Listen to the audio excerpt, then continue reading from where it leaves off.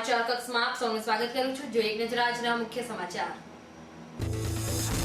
IPL 5 માટેની net practice માટે star ખેલાડીઓ શહેરમાં પધારશે। રિલાયન્સ મેદાન ખાતે સચિન, મલિંગા તથા હરભજનસિંહ નેટ પ્રેક્ટિસ અર્થે શહેરમાં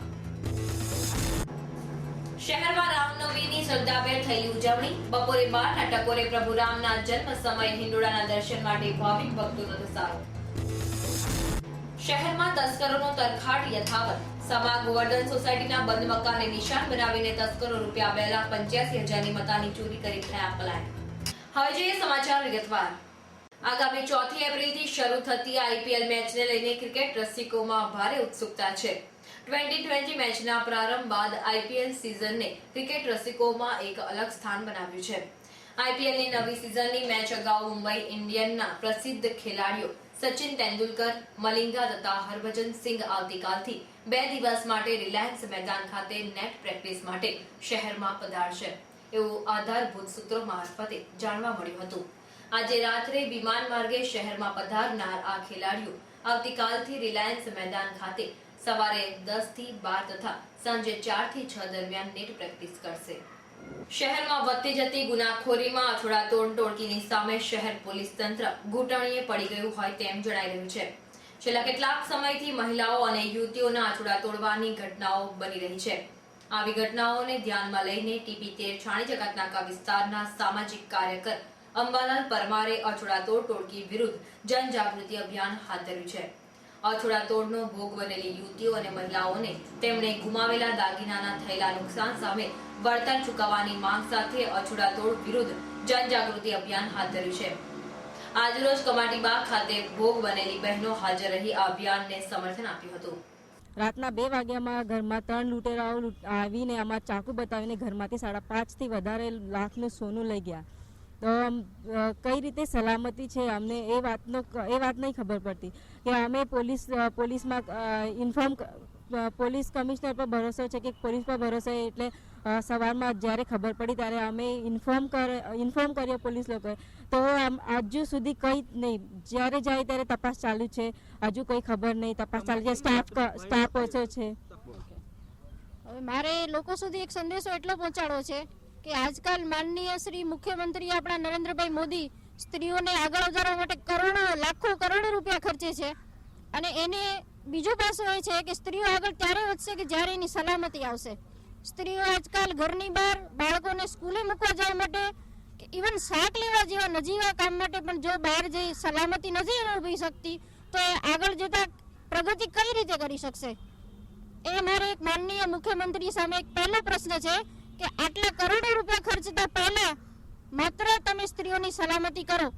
સ્ત્રીઓ આજકાલ પૂર્ણપણે જાગૃત છે, સક્ષમ છે અને સ્ત્રીઓ એક દુર્ગાનું સ્વરૂપ પણ છે, પરંતુ જેમ દુર્ગાને આગળ રાક્ષસની સામે લડવા માટે એક ત્રિશૂળની જરૂર હતી એવી રીતના દરેક સ્ત્રીને એક પાછળ પીઠબળ પોલીસનું અને લાગતા વળગતા તમામ લોકોનું મજબૂત પીઠબળ જોશે।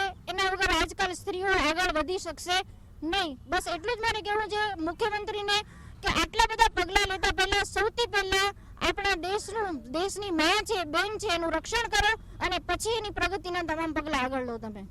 શહેરમાં આજે રામનવમી નિમિત્તે મર્યાદા પુરુષોત્તમ ભગવાન શ્રી રામના જન્મોત્સવની શ્રદ્ધાભેર ઉજવણી કરવામાં આવી હતી।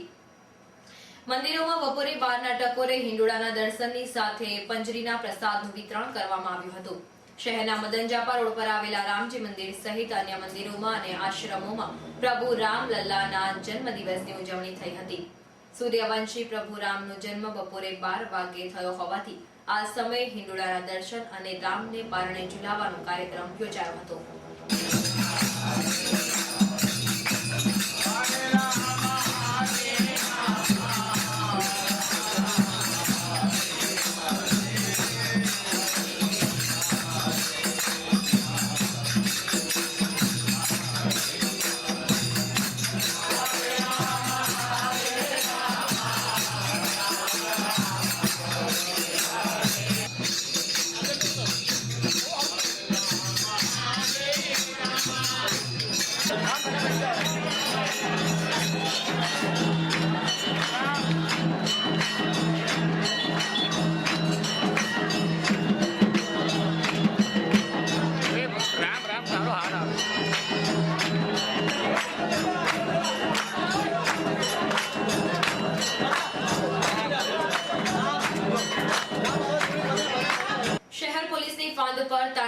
બનતી તસ્કર ટોળકી દિન પ્રતિદિન સક્રિય બની રહી છે.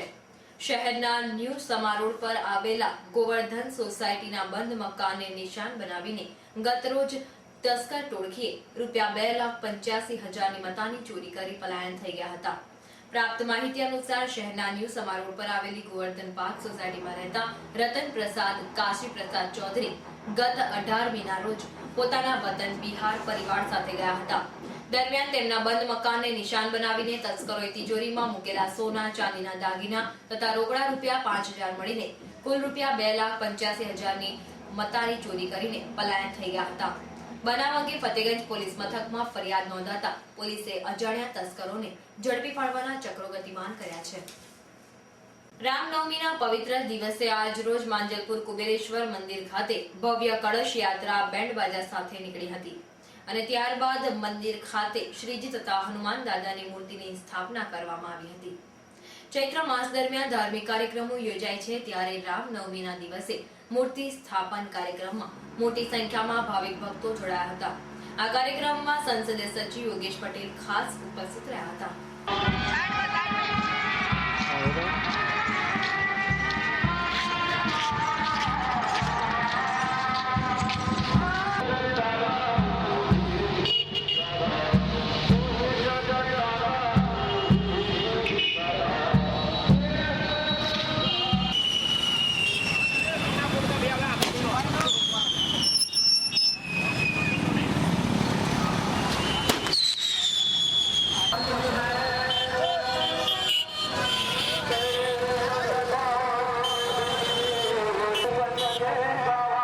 મેટ્રો હોસ્પિટલથી હરણી જવાના મુખ્ય માર્ગ પર આજે કાન કરડી ખાધેલી હાલતમાં આધેડની લાશ મળી આવતા ચકચાર મચી ગઈ હતી. બનાવની જાણ થતાં કારેલીબાગ પોલીસે ઘટના સ્થળે પહોંચીને લાશનો કબજો લઈ તેને પોસ્ટમોર્ટમ અર્થે સયાજી હોસ્પિટલ ખાતે મોકલી આપી હતી. કારેલીબાગ પોલીસને આજે સંદેશો મળ્યો હતો કે મેટ્રો હોસ્પિટલથી હરણી જવાના મુખ્ય માર્ગ પર અજાણ્યા આધેડની લાશ પડી છે. સંદેશાના પગલે પોલીસ ઘટના સ્થળે પહોંચી જઈને કાયદેસરની કાર્યવાહી હાથ ધરી હતી.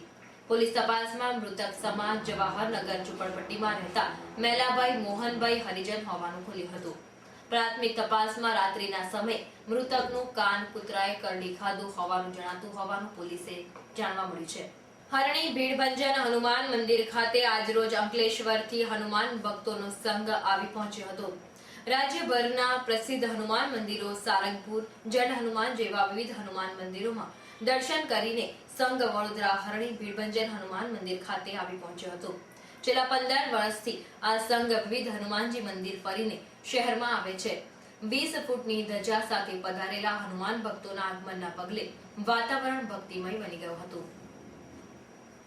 ગોધરા કાંડ બાદ રાજ્યભરમાં ફાટી નીકળેલા કોમી રમખાણોની લપેટમાં વડોદરા શહેર પણ આવી ગયું હતું.